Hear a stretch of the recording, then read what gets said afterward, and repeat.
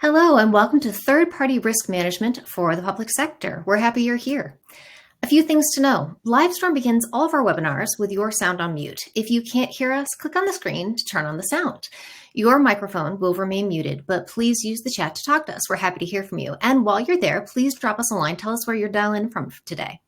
And if the alerts are too much, you can mute them by clicking on the bell on the right-hand side. If you are interested in receiving a copy of this presentation, good luck. You're going to get one automatically to the email that you registered for this event with. But if you would like a copy of the slide deck, please send us an email at ellie.miller@criticalinsight.com. That way we avoid the circular file. Today's speakers are Dan Wardell, Michael Hamilton, and Brad Swanson. Dan, please take it away. Tell us a little bit about you and your experience. Hi, my name is Dan Wardell. I'm the Information Security Officer for the City of Spokane. Been in the security business for a long time. I think the first job was unintended in 2002, working for the Department of Defense, where I got asked, hey, you know cybersecurity, come and do some of this stuff. And I've been living and breathing, whether it's been federal audits, state audits, and standing up cybersecurity programs for the last 22 years. So been around the block a couple times. All right. Hi, I'm Mike Hamilton. I am the Information Security Officer for Critical Insight, also the founder. My background is about 10 years in government as the CISO for the City of Seattle, a policy advisor for state governments, and vice chair of a Homeland Security Government Coordinating Council for state, local, tribal, and territorial governments. Before that, I was the managing consultant for VeriSign. It was all in the private sector, but we're here to talk about the public sector today. So that is the part that is relevant. Brad? Hey everybody, Brad Swanson. I currently work as a principal consultant here at CI. I do a lot of vCISO for our clients, or fractional CISOs you may have heard it referred to. I'm also the one of the two deputy CISOs for Critical Insight. Been doing security for about 29 years now, everything from small mom and pops to large organizations like Amazon, Thermo Fisher Scientific. Really excited to share some really good information with you all today, and looking forward to presenting with Mike and Dan. All right, well, let's get going here. So this is about third-party risk management in the public sector, which is a little bit of a unique beast here because the public sector doesn't have the same regulatory drivers that the private sector does, except in pockets, and we'll talk about that. But as we talk about risk management, it's more than just all the cyber stuff. There are risks that you need to evaluate when you're looking at your third parties that have more to do with the supply that they provide to your organization. So with that kind of preface, let's talk about some things here. So you should be concerned, we should all be concerned with the fact that the open window from third parties is being used fairly vigorously. I think that anyone that's here now from the public sector remembers that there were 22 towns in Texas that all used the same managed service provider for their outsourced IT, and all simultaneously got hit with ransomware all at the same time. And it's because the managed service provider had been compromised and used as the jumping off spot. That is one of the first times I remember this being a real problem that hit the news. There was another one, big one, Blackbaud is a payment processor and kind of financial management organization for philanthropies and nonprofits and a lot of health sector clinics and things like that. And they got compromised and used to jump off and compromise lots of health records, lots of privacy information, things like that. Tyler Technologies was another one that was in the public sector. A lot of people use the Munis ERP for municipal resource planning, and that had a bit of a problem. Tyler Technologies had to really scramble to get that fixed. Kaseya ransomware attack kind of set off a race to go out and get all the service providers that used Kaseya software. So this is prevalent. It happens a lot in the health sector. But we're here to talk today about mostly local government, not as much state government. I see there's some state government folks on here. So I think state government is part of this, but we're really going to talk, I think, for the most part, about local government. So here are a bunch of examples of how local government has been hit in third-party or supply chain attacks, and it's not something that's going to go away. So guidance and regulation have started to come out about this. Everybody is now concerned about not so much third parties, fourth parties, nth parties. If you are a contractor, for example, to the Department of Defense, and you have to meet something called the Cybersecurity Maturity Model Certification, there's a whole lot in there about third, fourth, and nth parties, and that one is being pushed down all the way onto those parties. So, for example, we are a company that kicks bad guys out of computer networks and breaks into computer networks and does all these things. So if we are going to have a customer who does business with a business who does business with the DoD, we are subject to the same requirements. That's why, you know, at the top of that food chain, the contractor to the DoD has to come all the way down to us and see our security papers. CMMC aside, there's the multi-state ISAC providing some resources there. We've got a few more examples of that later in the presentation. The one there, SIP-013, that's from NERC, the North American Electric Reliability Corporation, has to do with energy generation facilities that provide more than 300 megawatts of power to the bulk electric system. They have had extremely serious regulations about supply chain risk management for quite a long time. So this is now starting to really percolate out and hit everybody. And again, local government is a bit of a different kind of beast here. Last thing I'll tell you is that NIST updated the cybersecurity framework, and the new domain that they added was for governance, but they really beefed out a lot of supply chain risk management requirements there. Remember that the NIST cybersecurity framework is a standard of practice that is available to any size organization to use. It is outcome-based. It's not specific with respect to controls. It says, make this thing happen.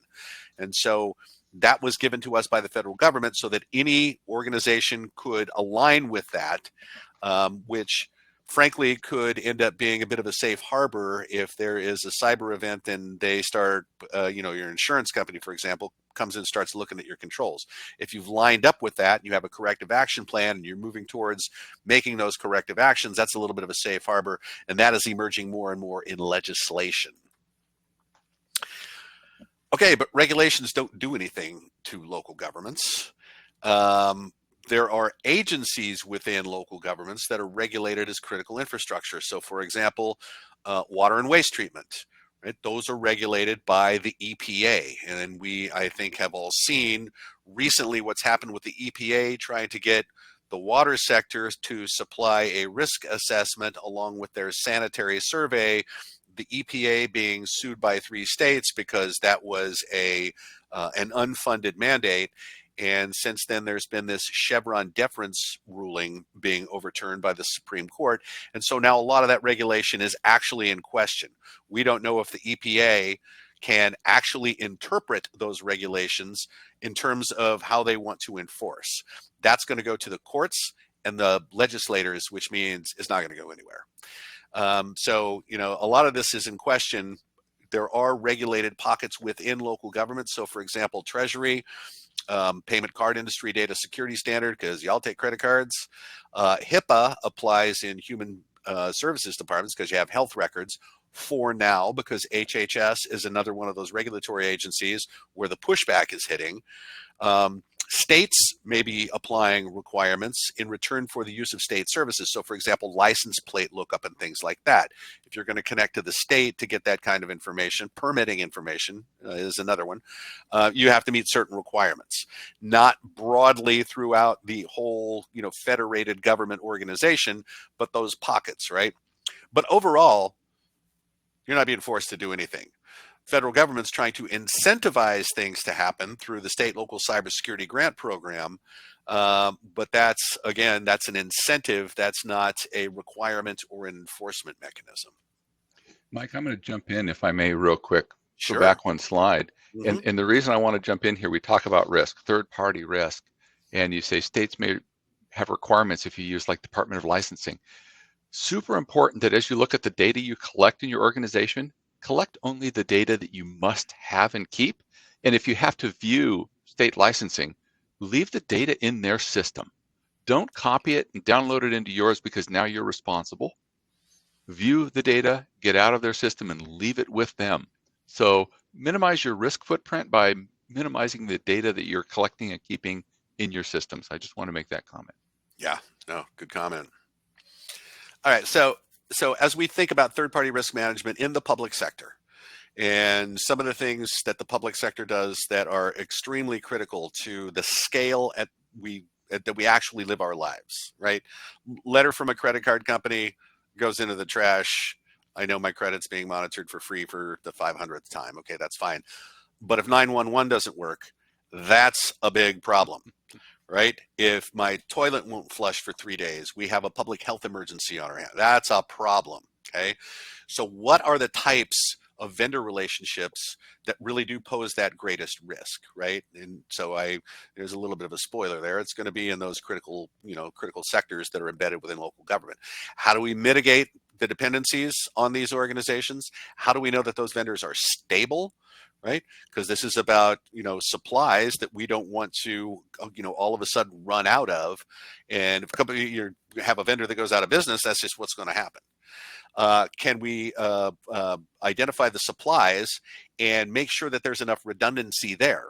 So if somebody does go out of business or they have a security problem and they get, rendered inoperable, do we have a pivot point? Can we audit third parties? Is that allowable? What kind of contract language do we have in the contracts and our business associate agreements with these third parties? And are we transferring risk appropriately with insurance? Right. So these are the questions that we're going to cover here. And again, spoiler, it's about the critical stuff. Okay. So this is a Gartner image that depicts critical infrastructure, the sectors, and the arrows point to the ones that really local government has a touch point to. Now, not all local governments run dams. Dan, you do. But, dams are part of local government's footprint to the extent that, like Seattle, we have Seattle City Light. It's a municipal power entity, and we have dams up on rivers that produce all the power. So they actually are operated by the city. Emergency services, right? Some of these things are incredibly important. They can't go away. So let's remember, IT holds all this stuff up. So if I was going to prioritize my key vendors, it would be the ones that were the supply chain for these particular agencies within the federated system of government. Right. So, when we're talking about healthcare, for example, that's Human Services Department. Communications could be radio systems for law enforcement, public safety. It can be your VoIP system, can be a lot of things. So the suppliers for all of these things in these critical sectors, to me, would be the key vendors to prioritize. Dan, Brad, have anybody else inside government that you think would be key to prioritize? I'm going to lean to transportation systems because within our city, within our region, you take out the intersections, we've got a critical issue there. And so as we look down that, I'll use the food chain analogy from the organization that's responsible to provide the service, and yet all of the vendors that we use to actually deliver the ultimate services to our customers. Knowing where our vendors are, the services they provide, and how we engage with them, and where we are in their response list, causes me some anxiety. Yeah, I actually don't think anybody would go, we're going to prioritize the legislative branch over, no.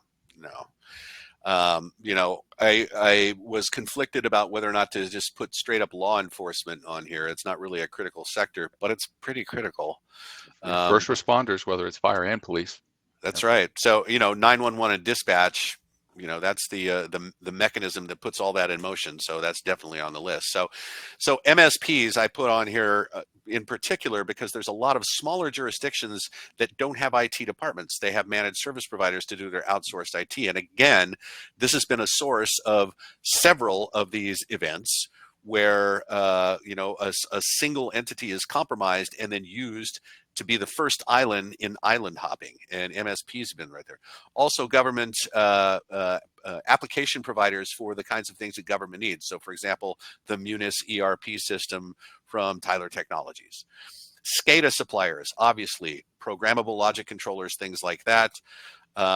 These are pretty clear that these go on the list. Here are the supplies that they provide. So again, Munis, municipal ERP, and other applications that you use. Granicus, for example, is a permitting application, turns out to be pretty important. The RMM services from managed service providers, right? Their help desk services, things like that. Those are very important. For the SCADA systems, programmable logic controllers, remote terminal units, Historian, the HMI, the human machine interface, things like that, and remote telemetry. So for example, in the water sector, you got to know how much water is in that well. What's the level of well water? What's the stream flow like? What is the pressure in this pipe? Things like that. And all that comes in and feeds the SCADA system so that it can make these decisions. I need to open that valve now. Those are very important little pieces. For communications, that can include your website, right? Your internet connection, your VoIP phone system. More importantly, law enforcement, public safety. I think this might also, as a question from our audience, Julie asked electricity as well. Yes. Hello, Julie. Electricity as well. And you can see there a little bottom right, everything is dependent on your energy provider, everything. And so that's not usually an agency run by local government, but that dependency is there because no energy means no nothing. When we would go to the emergency operations center and practice these things, we knew that if there was a big windstorm here, for example, and a power outage, the first thing that happens is the energy folks go in to get energy back, and right behind them are the communications folks to get those cell towers working again. And there was a very defined progression of things like that, but energy is always the top of that food list. Traffic control systems, especially if you have automated traffic management, very important, and I would add to that all of the building controls that you have for automated building management too, right? Your HVAC systems are dependent on those things. The network connected thermostats, things like that. These are all important. You got to think through these. Chemicals replacement valves, field telemetry, largely for the water and waste sector. For emergency operations, everybody uses this thing called WebEOC. WebEOC goes bad, nobody knows what to do. Nobody even remembers how to use pen and paper to do emergency management. It's all WebEOC. For law enforcement, the RMS, the records management system, dispatch technologies, and as we get closer to November, election infrastructure is going to be in the news a lot. And so your service providers and your product providers for election infrastructure are going to be hugely important. And here's a couple of just things I picked out of the news for things that happen locally here. So a disinfectant shortage, got to close downtown parks. Anacortes said we've got to conserve water because there was a chlorine shortage. So that chlorine shortage was about drinking water and treating drinking water. There was another one that was even worse, and it was, I think, because of an explosion or something at a plant that I believe was in Atlanta, and what they produced was sodium hypochlorite. Sodium hypochlorite is used to control the smell from waste processing, and the shortage made it all the way to my town, and boy, does everyone remember. Okay, so we have identified suppliers. We've identified the supplies that we're really dependent on to have those critical services continue to operate. Now, what are the unwanted outcomes that we're trying to avoid here, okay? And it's not, cyber buffer overflow, scary Russian SQL injection, none of that stuff, okay? It is loss of a key supplier that leads to a disruption in one of these critical services. Right, so somebody faulty. So let's call it a faulty patch or something like that, and all of a sudden 911 is impacted. CenturyLink and Intrado are two of the vendors that are very pervasively involved in 911, and this has happened before, right? Records disclosure, right? Unauthorized disclosure of protected records, going to cost a bunch of money, and your service providers may be holding on to some of those records. Theft, business email compromise, your service providers could have their email system compromised and payments redirected. That ends up being a mess. Extortion, we all know about ransomware, denial of service, things like that. And now, because of the geopolitical situation in the world, we worry about destructive disruption. Those wipe you out. It happened with 30,000 computers for Saudi Aramco. Just snuffed them all. Had to completely replace every one of them, 30,000 computers. These things are starting to show up here. And that's the same slide with a different meme here because this one was funnier. Okay, all right. We are going to pick on CrowdStrike, I think, a little bit because it's a key supplier. And one of the things around insurance is having the insurance that will cover your customers if, for example, a patch goes bad and all of a sudden everybody's operational capacity is reduced or removed. All right, so then we got to collect data. All right, what's our dependency on every one of those supplies? Do we have alternate sources? What would the impact be? That's a very carefully chosen word here, impact. How long can we do without that supply? Is the vendor's supply chain stable, right, in a lot of ways? The vendor's cyber controls, we're all looking at everybody else's security papers right now. And how much access does the vendor have to us? So these are really good questions to ask. And so if you read through the lines here, here's what we're trying to do. We're trying to parameterize as best we can the likelihood of one of those unwanted outcomes, right? Loss of a key supplier or a key supply, unauthorized disclosure of protected records, theft, extortion, and just getting knocked down permanently, right? Those are bad outcomes. What's the likelihood of those that could result from a vendor that we've engaged that isn't as secure or stable as we would like? And now that we understand the impact, being that we're talking about our critical sectors, right? The agencies within government that run critical infrastructure, we understand what the impact is. And now you have risk, right? Likelihood and impact. So one of the things, Mike, that I think is kind of important to do is, a lot of times as we're developing our disaster recovery plans and our business continuity plans, we do a business impact analysis. What matters? What are we bringing back up first? How do we prioritize? That shouldn't be relegated just to our cyber systems. We should also use that same methodology, if you will, around our third-party vendors. What vendors are important? What vendors are not? If we don't get our urinal cakes delivered, yeah, that's bad, but it's not the end of the world. Versus if our phone systems and our internet are down, or our generators are kicked on and we're not getting our fuel refills to it. How do we look at that? So you can use some of these same tools in a much wider use case, I guess. Yeah. That's a good point about, disaster recovery and business continuity planning. There's a lot of integration that has to happen here. Kevin's asking a good question here, so I'm gonna repeat this. We saw defense subs blackballed permanently by the Navy over failure to meet 171R1, now 2, right? That's NIST 800-171 is what that is. Do we see regulations that are that we're discussing resulting in similar results for those who do not meet those obligations? So, right, that's a great question.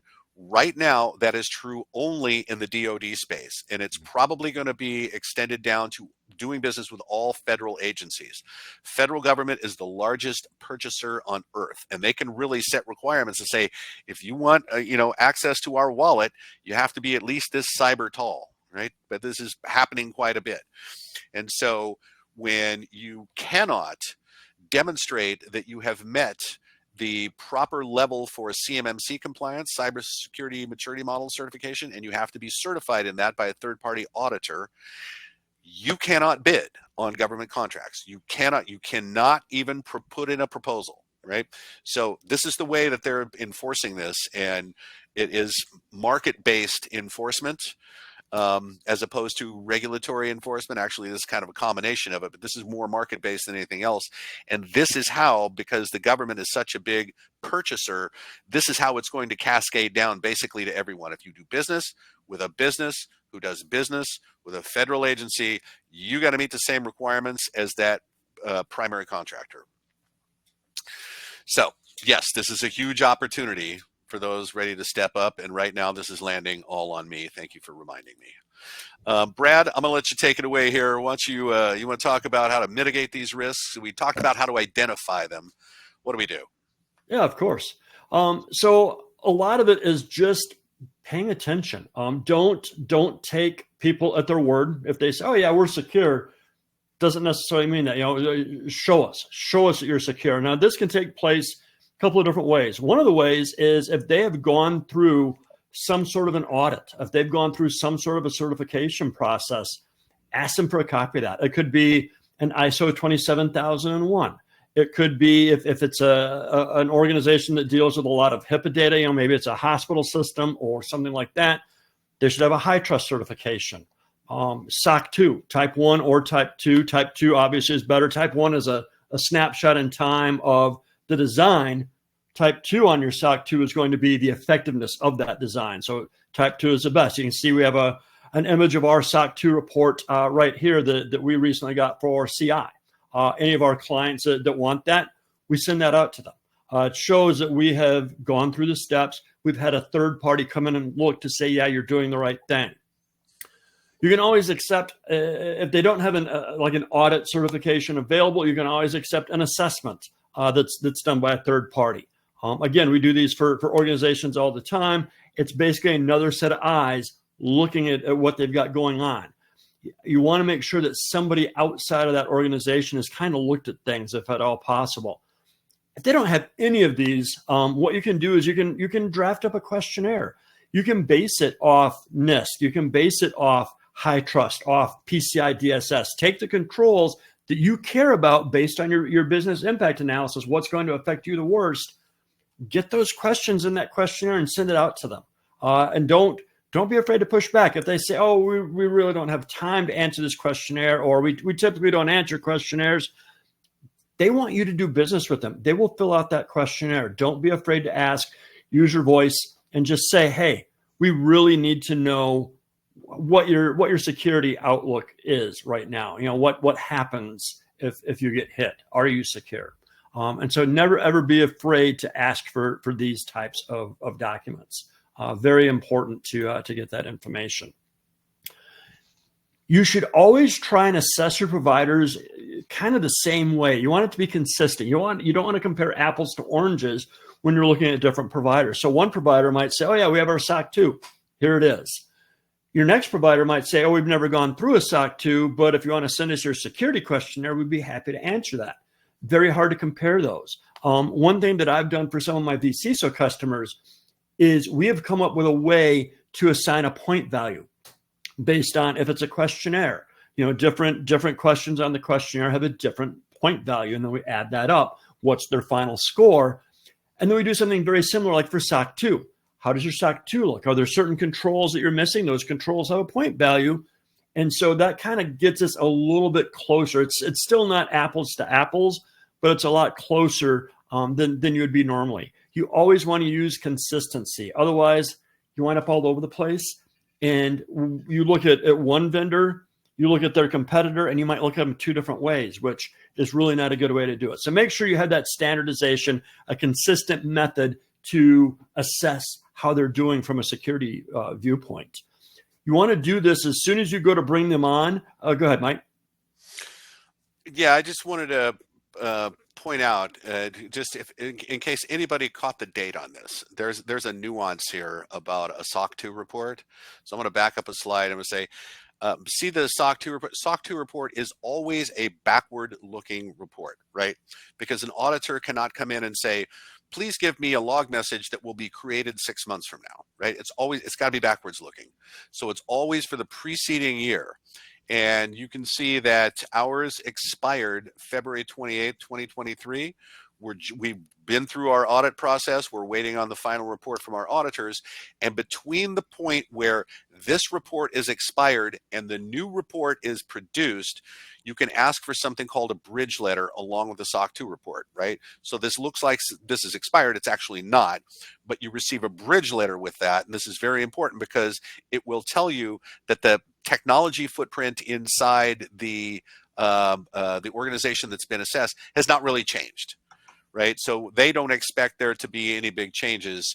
And just if anybody caught the date on there, I would just wanted to make that clear. Okay. All righty. So you want to do this assessment. You want to look at things like their SOC 2 or their ISO or the questionnaire answers at the point that you're going to bring them on. You want to go through all these steps, do your due diligence prior to giving them access to your systems, to your network, to your physical facility, what have you. But you also want to go back and revisit this at least annually. If it makes it easier, do it every 6 months. If it's a little bit lighter lift, doing it, breaking it up that way. But you always want to make sure that you're going back and revisiting and re-asking the questions. I worked for a company before I joined the CI family where we didn't do that. We looked at companies when we brought them on, and 3, 4, 5 years down the road, we'd never gone back and relooked.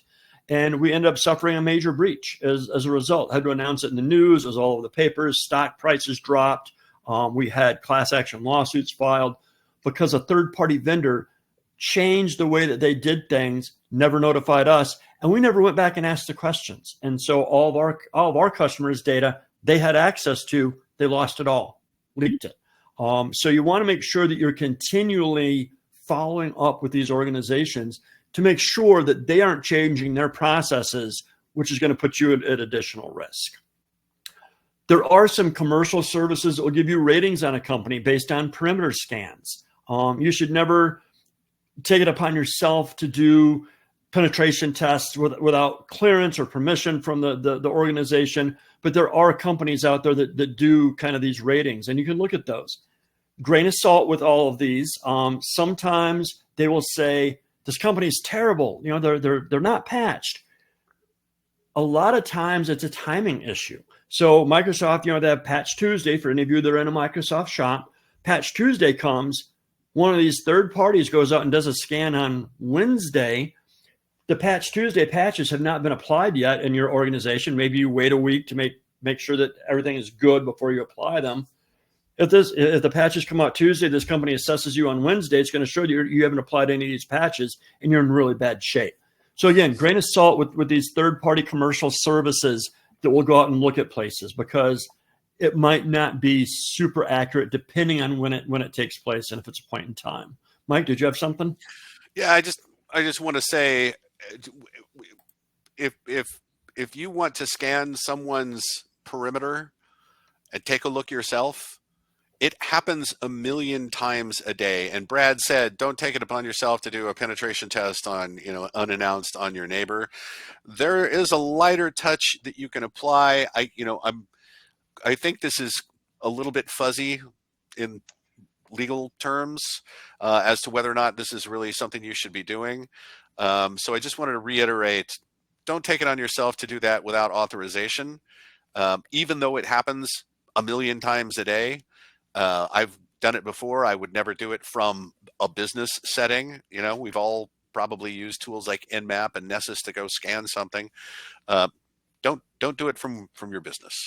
Yeah. There's definitely a difference between a vulnerability assessment, a penetration test, and then understanding that there's something called digital trespass. Just because you can knock on that digital door and it opens doesn't mean you have the right to go in and look around, and you don't. So definitely get the get out of jail free card if you're going to do a pen test or a review of your customers. But you can definitely do a view of what's available on the internet. That's external facing, and an observation is one thing. Penetration test is considered can be considered harmful, and digital trespass if you don't have that approved in advance. Now, always err on the side of caution with stuff like that. It's always best just to give somebody a call, get the clearance to do it. And then a lot of times you'll get the clearance to go a lot further than you could if you just kind of poked it at the outside, at the perimeter on your own. If you talk to them, a lot of times they'll say, yeah, you can, if you want to do a penetration test, we're good with that. Let's do it on these days or on this week or whatever. Then they can let their internal people know as well. Hey, Mike's coming in, he's going to do a penetration test, or Dan's coming in to do a vuln scan. So if you see a little bit of door knocking and window shaking, that's what it is. Don't freak out over it. It's always good to be good net neighbors to folks. So, there are commercial services that you can use for your questionnaires as well. A lot of questionnaires are a little bit different, and it takes a little bit of time to answer these. If you can use a third party, they've already got a questionnaire that maybe that company's already answered.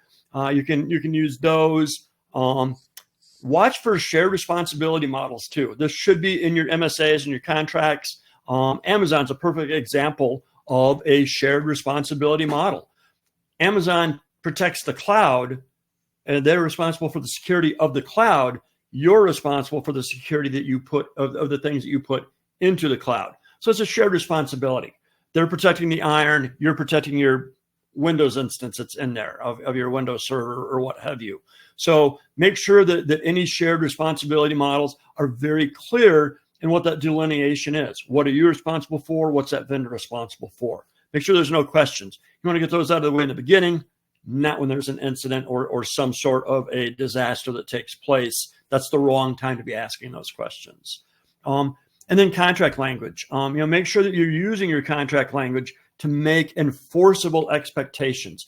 You can set expectations all day long, but if there's nothing enforceable around it, it really doesn't do much good for you. So make sure that your expectations are enforceable.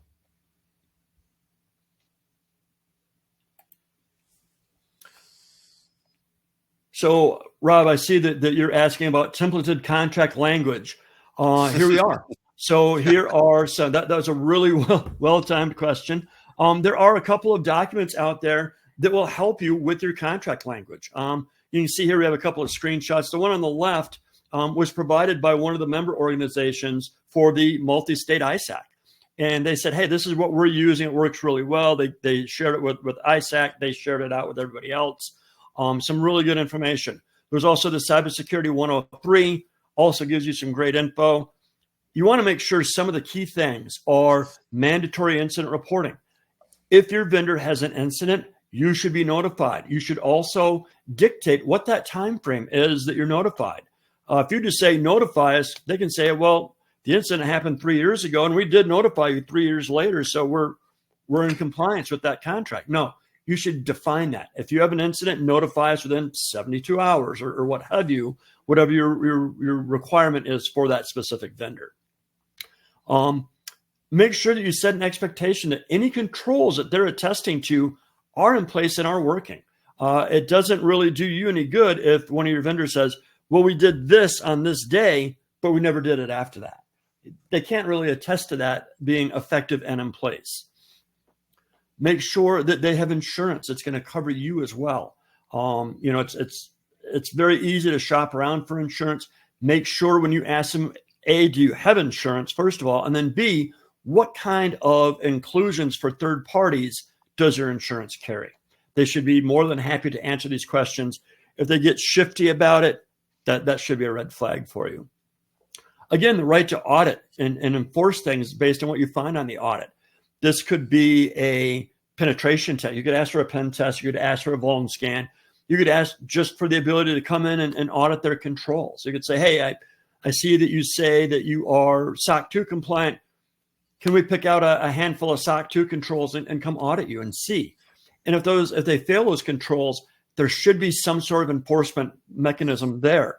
What are your steps that you can take if they're not in compliance with those controls? And then finally, make sure they have regulatory compliance.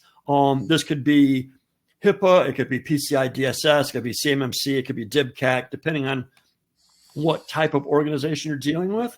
Make sure that they're compliant. Make sure that they've signed everything that they need to and everything is good to go. I have one organization right now that I'm working with. They take credit cards and their PCI compliance fell through the cracks. So we are working very hard and very quickly to get them back so that they are compliant with PCI. Make sure that your vendors have not fallen through the cracks on anything. Mike, did you have something? Yeah, I just want the auditing part. We reserve the right to take a detailed look inside your network. That's harder, I think, to get an agreement for that today than it will be soon. I have seen that clause in contracts before. We reserve the right to audit, and we say, okay. Nobody really knows what that means. It would have to be at the expense of the auditing agency or your partner, your business associate that wants to perform that. I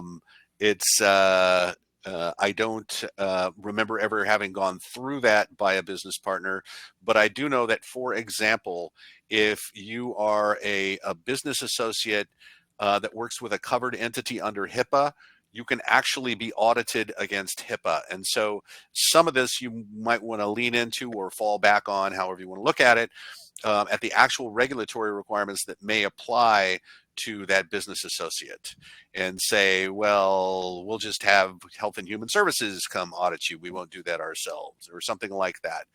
And so I just wanted to caveat that a little bit. There's a little nuance around auditing. I think you're going to talk in a second about some methods that we could potentially use to audit. It's not fully baked yet in terms of having legal precedent around this, but I am seeing it show up in clauses and contracts. Yeah, and it's very important, I feel, that you're very clear in your contract, right? If you put things like right to audit in the contract, don't just say we have the right to audit you, because they're going to think you're going to come in and do like cheek swabs for DNA, like all kinds of crazy. Be very specific. We reserve the right to audit you. Maybe it's a health provider. We want to audit you based on the HIPAA controls, or maybe it's somebody that deals with credit cards for you. We want to be able to audit you based on PCI DSS. Make sure that you are very clear on what you want to audit, what that's going to look like, so that it kind of gives them a little bit of peace of mind that you're not going to come in and just do crazy stuff. Dan, did you have any thoughts around the stuff in the contract language? Not exactly. I mean, because from the local government perspective, the state auditor's office comes and lives with us, and they audit us on a regular basis with regard mostly to finances. So they look at your financial books and your spending, and so those account audits, those financial audits are an ongoing thing. Not very often do we have an agency come in and look at us from the cybersecurity audit. We have to request, for example, the state to come in and do an audit of our organization. And of course, and we also, for our organization, we hire third-party assessments and pen tests annually as part of our security maturity program. So from a contract perspective for a third party, though, I don't think we've ever used that language that we have the right to audit, but we absolutely use the language for regulatory compliance, and that in the contract they must provide proof of their compliance. So if they're a requirement for SOC, they would be able to show us the audit or the results of that audit. If it's PCI DSS, they have to be able to show us that annual ROC document that shows third-party audit was complete and when the last time it was conducted. But getting that language in there for the third party, I can see where we can ask for them to be regulatory compliant. From a state organization, local municipality, I've never seen us go to the lengths of saying we would come in and audit you for compliance against these measures. That would be new for me to see. Yeah. Right on. Yeah, and it's different. Every different group, has different requirements. So, that's why I kind of wanted to get some of your take on this. Coming from a municipality. So yeah, that's good stuff. And I will say this too, the lower left there, data security contract clauses for service provider arrangements, that is the Bible. That is the Bible of contract language in largely IT service provider contracts. And that is worth picking up a copy of that. So Rob is asking about templated contract language. That's where it all lives. And I'll put in here, at least for our organization, this isn't like the IT group's responsibility to create and curate all of this material. This is in collaboration with our legal group. This is in collaboration with our purchasing group. This is in collaboration with our finance, that all of these organizations within, for an example, the city of Spokane, are working this effort together. And our cybersecurity group and our IT group bring that unique perspective of where the risk is and say, hey, we need this covered in our purchasing agreement, and we need this to be the frequency that the check needs to occur to make sure we're compliant, because we know that technical aspect. But from the legal and procurement language, we sure rely on these other departments to give us wisdom. And providing your departments the data security contract clauses is great fodder to help your procurement office and your finance group and your legal team understand the perspective that you want to see that language and how we hold the third party accountable. And when it comes to like the regulatory compliance piece, again, very important that if they have a SOC 2, for example, that you specify, provide us a copy of your SOC 2 and provide us copies of your bridging letters, because that SOC 2, as Mike mentioned earlier, is going to be a backwards looking document. You want to make sure that you get those bridging letters as well. So how would we audit? We're going to look for vulns on the perimeter. Get permission. Again, that gets into a fuzzy space. Just say, hey, we want to just take a look at your perimeter for vulns. Is that okay? It's nothing different than all the bad actors are doing to you already. We're simply going to communicate to you what we find rather than try and exploit it. You can use third-party sites, BitSite, Security Scorecard. There's a whole bunch of them out there that do that kind of thing. They look for vulnerabilities on the outside. So if they really don't want you looking at their perimeter, you can always use one of these third-party sites. Make sure that you have contract language that'll allow for a penetration test on your vendors and suppliers. Make sure they're okay with that. When you do these contracts, it's going to go back and forth through legal for red lines. Everything moves at the speed of legal. So, it never hurts to ask. The worst they'll do is say, no, you can't do a pen test. But I would always ask for that. Even if you never leverage that, having the ability to, should you ever get nervous about that supplier, is a really nice thing to have. And then finally, only accept audited controls, not attestations. Make sure that it's been an actual official audit that they've gone through and have accepted. That's very important. Anybody can attest to things. Going through that actual audit gives you that added peace of mind when you sleep at night. Brad, I'll add a comment to that attestation piece. Sending them the self-assessment questionnaire is kind of an attestation component. Mm-hmm. And this depends on your relationship with that vendor. If you're just looking for a vendor, that's one thing. If you're looking for a partner, that's another. And we're looking for partnerships, not just somebody to provide us a product and we just become a cold number to them. So you can judge that third-party vendor as self-assessment, its validity, by how well your partnership with them, or is it just you're just one more contract out there? That's a really, really good point, Dan. You might have, maybe you are a very small municipality, and so you use an MSP for your IT operations. That should definitely be a partnership. Do you need a partnership with the people that supply the urinal cakes for the men's room? Probably not. That could be more of a vendor relationship. But things like MSPs and insurance organizations, things like that should definitely be that partnership, like Dan mentions. With that, Dan, I want to hand it over to you to talk more about insurance stuff. Boy, near and dear to my heart is cybersecurity insurance. Just been completing that for 24-25 for the city of Spokane. And how much fun can we have? All right, it's not a whole lot of fun, I have to admit. But it is a necessity. So we talk about managing risk. We're in the information technology, cybersecurity area, managing that risk. We do a gap analysis. We find out where our needs are. And cyber insurance is part of that coverage in the gap. How much can we afford to mitigate ourselves versus we're going to need some financial assistance? So let's jump to that network security coverage concept in what we're covering. Next slide. All right, network security coverage. Protect the organization during a network security failures. There is so much that can go on inside your network. And small outages is something you as an organization are going to cover yourself. But the larger ones, whether that is self-inflicted or a third party, a malicious third party who comes in and disrupts your services, part of that insurance is going to help cover the cost to mitigate those damages that can, well, that will be in place if a third party comes in, and whether they can do encryption or network disruption. This insurance is something to seriously consider. And if you aren't going to consider cybersecurity insurance, you're going to help your organization consider, what does the self-insurance look like? How much money might my organization need to set aside in the case of a disaster? And it's most likely going to be more than you think, but you're going to ask for as much coverage as you can in your self-insurance posture. But if you can afford, and you've got a cybersecurity insurance opportunity, you're probably going to want to leverage it. It will help. Well, how many of us have auto insurance? It may be state mandated. How many of you have home insurance? Well, you still have a mortgage.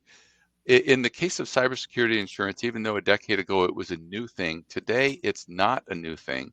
It is something that so many organizations are falling to. You want to seriously consider, and whether that, again, malware infections, business email compromises, the ransomware is still very much alive and well, whether you're a healthcare institution, you're a bank, you're a city, you're a county, we're targets. And so take a serious look at whether or not you have cybersecurity insurance, but what about also, do you have enough? So take a close look at that, work with purchasing, work with legal. If you have a risk department, work with that risk manager to say, this is how much I think we need, or this is how bad the damage could be and what we need to cover. But also then looking at your network business interruption, how much damage happens? Well, in my world, how many minutes does it take for the mayor to get a phone call? Or how many minutes does it take for the city council president to want to be interviewed by the local press or a TV station because of an interruption in our services? So continuity of operations, we think about whether that was human error, whether that was a third party. I hate to bring up CrowdStrike, but I don't know that we've talked about CrowdStrike enough. You know, the Friday incident, they send out an update and they take out thousands of businesses around the globe. That financial impact is so large. The cybersecurity insurance will never cover the full cost of an incident, but it's helped to mitigate that cost. And these policies are being activated today. And well, my heart goes out for Delta, who is still struggling as of this morning to recover from this CrowdStrike incident. They're going to be calling on their insurance, and I know CrowdStrike is probably going to get pummeled with third-party suits.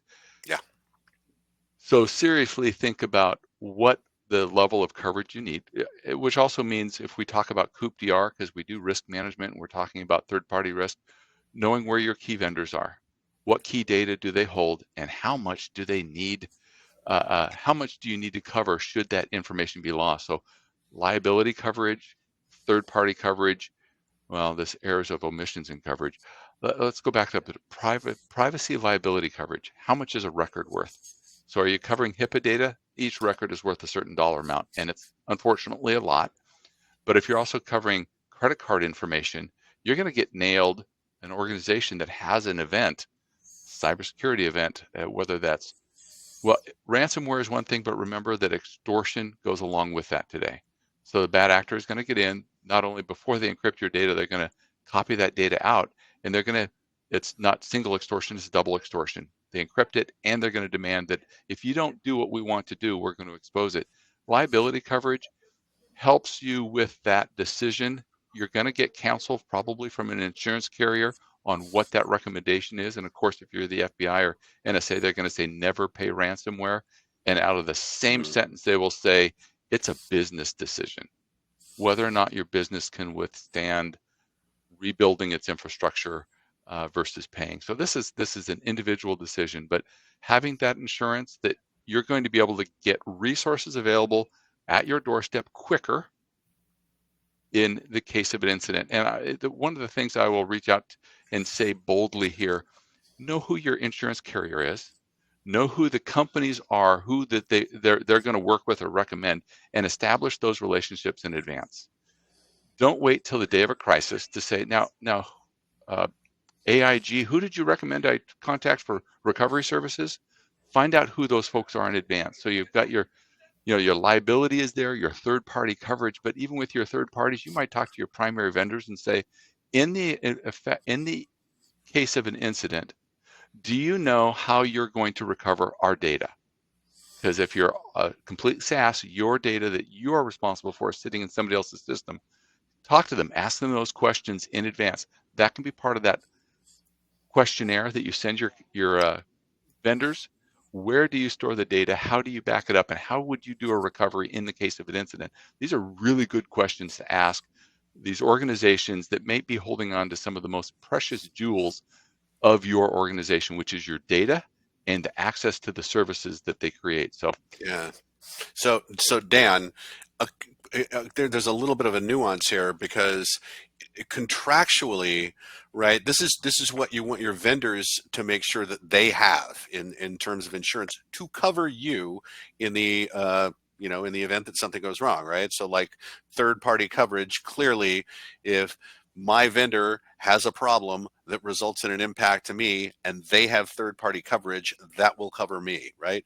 But because the contract language and the vendor's insurance cycle are different timings, contractually it might get hard to require your vendors to have these kinds of things, right?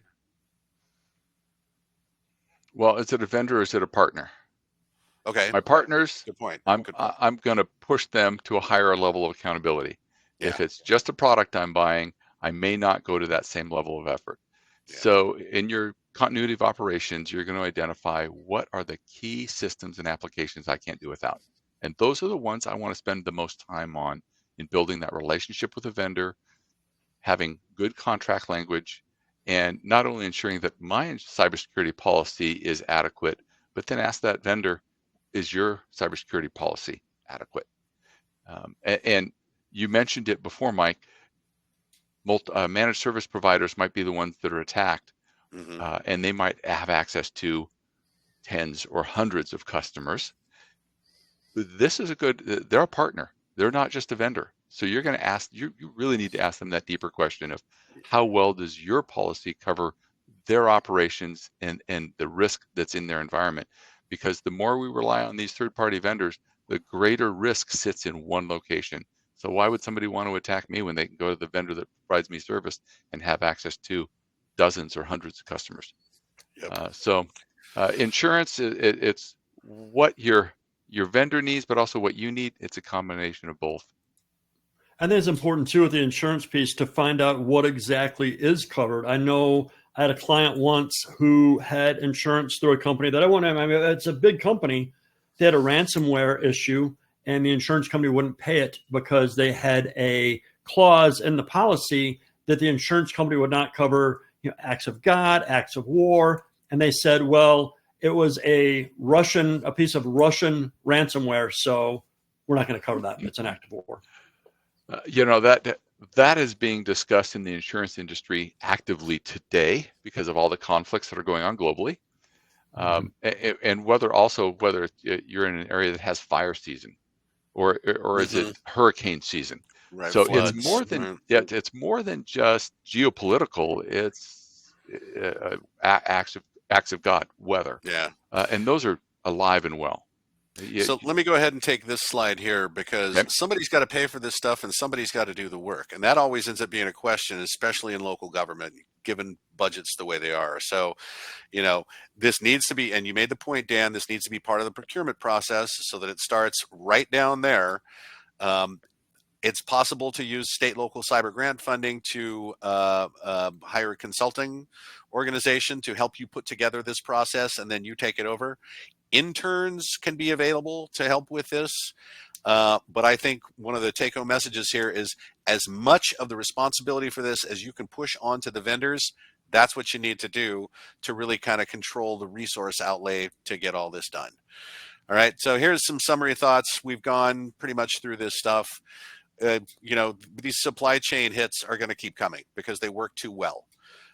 Security is a competitive differentiator. Everybody's got to show their papers. And you as a local government should be making everybody show their papers and tracking exactly what kind of risk that vendor, that supplier, that piece of supply chain represents your organization, especially in those critical sectors, those agencies that run critical things.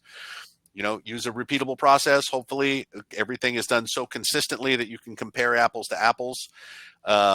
You need to make sure that there are times when you say, okay, we're going to create a 6-month exception for you. And when we come back, here is the expectation, because sometimes there's just a vendor that you need.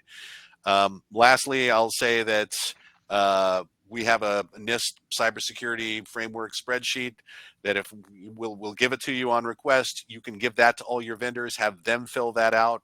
Then everything will be consistent. You will still have to figure out how to aggregate all the data, but it's better than nothing. Okay. And now we're out of time. So Virginia, back to you. Thank you, everybody, for joining us today. Unfortunately, we don't have a lot of time for additional Q&A. These are some of the wonderful things that Critical Insight does, and we offer cybersecurity as a service. So if you need help with preparing, detecting, and responding to anything that affects your organization from a cybersecurity front, from a managed XDR front, from a vertical CISO front, we're all excited to be able to be your partner and help you out here in all of those different realms. We'd like you to stay connected with us. We have a daily news blast that Mike curates and has done so for the last 15 years. If you'd like to sign up for it, please visit our website. It's on our events page. You can learn more about all the different things that are going on in the world, according to Mike, and all the different things that are important for in the critical infrastructure world. We also offer free monthly security awareness trainings online. We offer all of these webinars and podcasts to help educate our audience space. And please, if you could, take a minute, fill out the survey that I've dropped here inside the chat and let us know how we did. We really appreciate it. Final thoughts. Brad, give us our last 2 seconds here. What do you think? Yeah, I think it's very important. We do a lot of hard work around cyber. We really need to expand that out to our vendors and partners. When we do BCPs, DRPs, BIAs, things like that, make sure you include your partners in that. Dan, your 2 cents.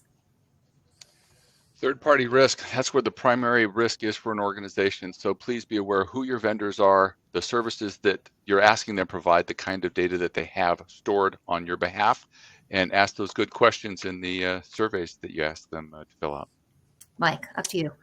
Yeah, this is a really great place for some enterprising entrepreneur to come up with a system that really will work well, to have your vendors all input information and then let you slice and dice and figure out where risk is concentrated. I think it's too much of a hand roll still now, but that's improving. Thank you, everybody, for joining us today, and we'll see you next time. Yep. Thanks, everybody.